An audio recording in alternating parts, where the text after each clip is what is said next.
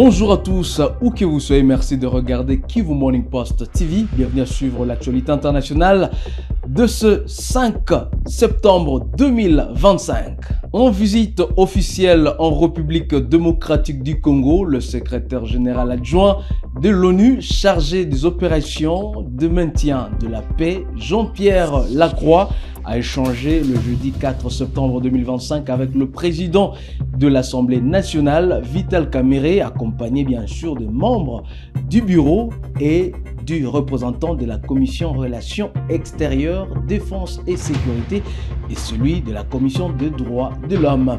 Les discussions ont tourné autour du processus de paix qui est en cours en République démocratique du Congo, mais aussi sur l'accompagnement des Nations Unies au processus de paix de Washington et Doha. Regardez. En mission officielle en République démocratique du Congo, le secrétaire général adjoint des Nations Unies chargé des opérations de maintien de la paix, Jean-Pierre Lacroix, a échangé le jeudi 4 septembre 2025 avec le président de l'Assemblée nationale, le professeur Vital Kamerhe, accompagné des membres du bureau et du représentant de la Commission Relations extérieures, Défense et Sécurité et celui de la Commission Droits de l'homme. La rencontre a porté principalement sur le processus de paix en cours en RDC et sur l'accompagnement des Nations Unies au processus de Washington et de Doha. Jean-Pierre Lacroix a expliqué que cette mission, effectuée à la veille de l'ouverture de la 80e Assemblée générale des Nations Unies, s'inscrit dans la continuité de sa précédente visite en février dernier. Elle vise à réaffirmer l'engagement constant de l'ONU en faveur de la paix et de la protection des civils dans la perspective d'une paix et une stabilité durable en RDC et dans la région des Grands Lacs. Les diplomates onusiens ont salué l'engagement conjoint de la RDC et du Rwanda à s'inscrire désormais dans une dynamique de paix à travers le processus de Washington. Il a réitéré le soutien total des Nations Unies à ces processus ainsi qu'à celui des Doha, tout en appelant à un dialogue interne inclusif en RDC afin de garantir un retour effectif et définitif de la paix. Il a également annoncé que cet engagement sera officiellement réaffirmé lors de la 80e Assemblée générale de l'ONU prévue du 9 au 23 septembre à New York. Jean-Pierre Lacroix a par ailleurs exprimé la volonté de l'ONU de maintenir sa présence dans les zones sous occupation en étroite collaboration avec le gouvernement congolais afin de protéger les civils et de lutter contre les graves violations des droits humains dont les populations sont victimes. Pour sa part, le président de l'Assemblée nationale, Vital Kamerhe, s'est dit satisfait du soutien de l'ONU et de l'attention particulière qu'elle accorde à la question de la paix en République démocratique du Congo depuis plusieurs décennies à travers sa mission de maintien de la paix et les nombreuses résolutions du Conseil de sécurité condamnant les atteintes répétées à l'intégrité territoriale du pays. Il a salué l'initiative des Nations Unies de conjuguer leurs efforts avec ceux du gouvernement congolais pour protéger les civils et mettre fin aux drames humanitaires dans les zones sous occupation, une préoccupation majeure du président Félix Antoine Tshisekedi Tshilombo. Après Kinshasa, Jean-Pierre Lacroix se rendra à Bunia, dans la province de l'Ituri, où il doit rencontrer les autorités provinciales, les acteurs de la sécurité, les représentants de la société civile, les communautés locales ainsi que le personnel de la MONUSCO. Après l'hémicycle, Jean-Pierre Lacroix a aussi échangé hier jeudi 4 septembre 2025 avec deux leaders de l'opposition congolaise, dont Martin Fayulu, des représentants de Moïse Katumbi et des membres de la MUCA. Cette rencontre s'inscrit toujours dans une mission entamée la veille pour réaffirmer l'engagement des Nations Unies en faveur de la paix et de la stabilité dans le pays avant une étape prévue en Ituri. Prince Epengue, le porte-parole de la plateforme politique La MUCA, est revenu là-dessus. La coalition d'opposition La MUCA, conduite par son président Martin Fayulu, était en entretien ce matin avec M. Jean-Pierre Lacroix, secrétaire général adjoint des Nations Unies, chargé des opérations de maintien de la paix, où on a été discuté de la situation politique et sécuritaire dans le pays de Lumumba. Mais nous n'étions pas seuls. Nous étions également avec d'autres formations importantes de l'opposition, comme l'ensemble du président Moïse Katumbi, Ndeko Kabound et les autres. La MUCA et ADD Congo, nous avons mis un accent particulier à travers la bouche du président Martin Fayulu pour demander à M. Jean-Pierre Lacroix, qui allait voir Félix Tshisekedi cet après-midi, que les Nations Unies appliquent sa propre résolution. La résolution 2773, qui a été votée pour rappeler au gouvernement incapable de protéger les Congolais son devoir, pour rappeler également à ceux qui ont les armes leur devoir.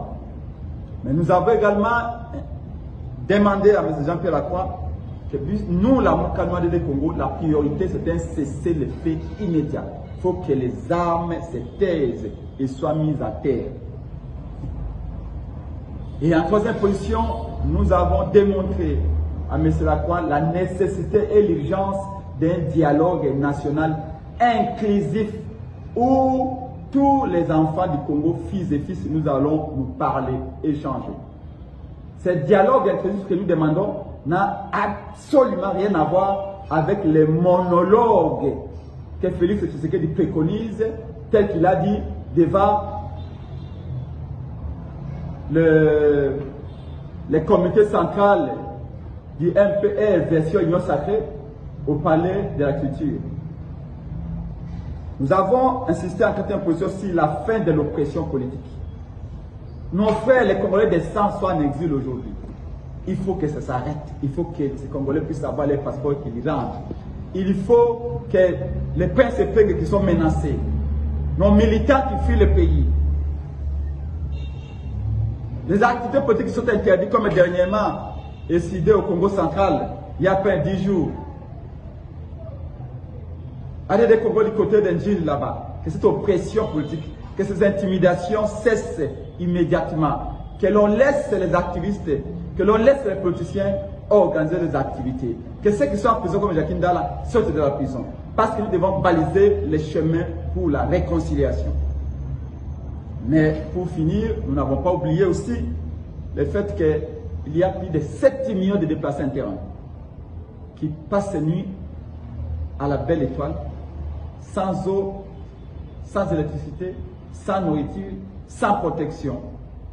Et les pluies reviennent bientôt.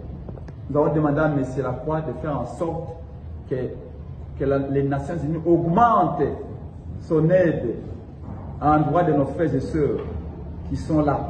Le gouvernement de M. Félix Tshisekedi les a oubliés.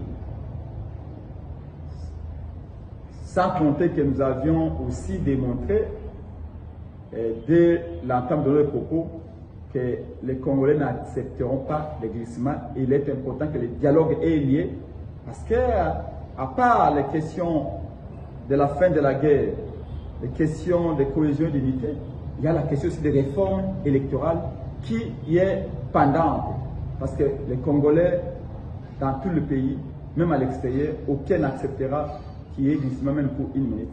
Voilà le résumé de ce qu'a été l'échange que nous, la coalition La Moukale du Congo, avec le président Martin Fayulu et d'autres partis de l'opposition, on a eu ce matin au siège de la MONUSCO avec M. Jean-Pierre Lacroix.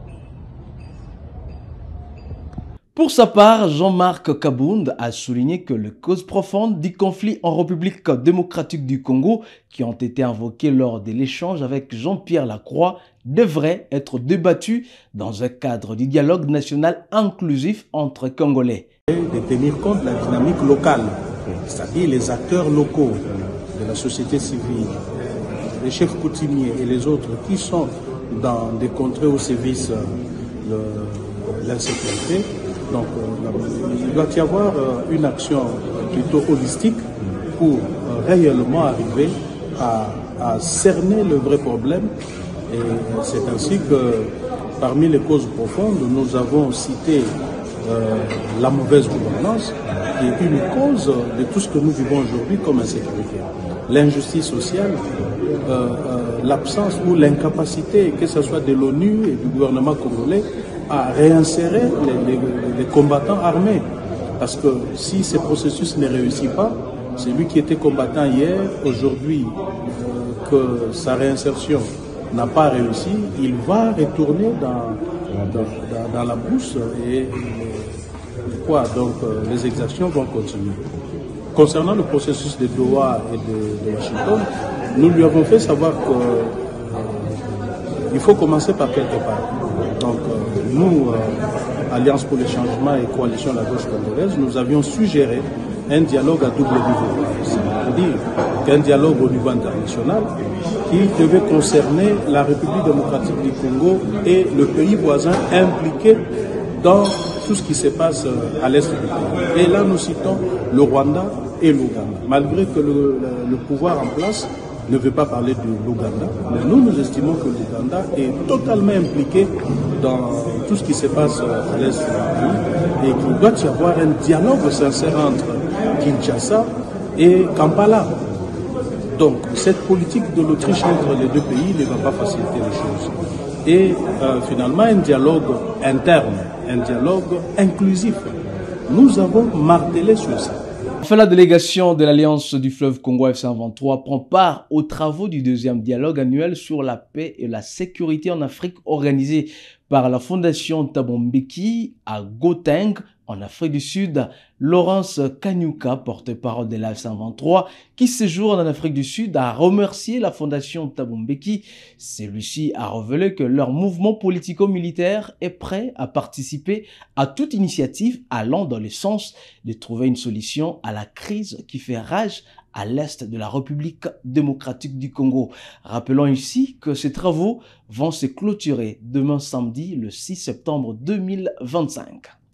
Et c'est la fin de cette rubrique de l'actualité internationale sur KMP TV. Mesdames, mesdemoiselles et messieurs, où que vous soyez, merci à vous de l'avoir suivi. Restez avec nous pour la suite de l'actualité et à très vite.